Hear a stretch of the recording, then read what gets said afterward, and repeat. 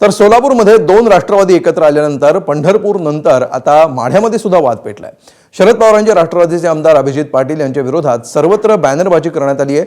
माढ्यातील मानेगाव गटातून राष्ट्रवादीचे नेते दादासाहेब साठे इच्छुक होते, मात्र उमेदवारी न मिळाल्यामुळे राष्ट्रवादीमध्ये नाराजी असल्याचं साठेंनी म्हटलंय। कारण एबी फॉर्म देण्याची जबाबदारी शरद पवारांचे राष्ट्रवादीचे आमदार अभिजित पाटील यांच्याकडे होती। मानेगावमध्ये उभं राहायचं असेल तर येत्या नगरपालिका निवडणुकीमध्ये तुमचं पॅनल उभं करायचं नाही असं स्टॅम्प पेपरवर लिहून देण्याचा प्रस्ताव अभिजित पाटील यांनी दिल्यामुळे दादासाहेब साठे संतप्त झालेत।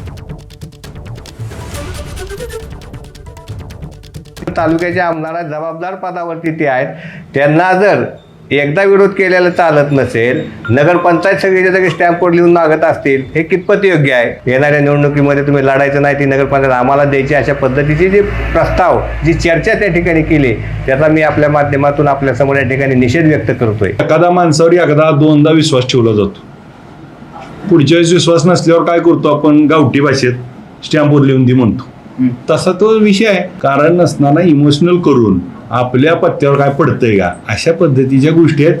ह्या सगळ्या माढा शहरानं पण ओळखल्यात, तालुक्यानं पण ओळखल्यात, त्यातलंही महत्त्व देण्यासारखी गोष्ट नाही।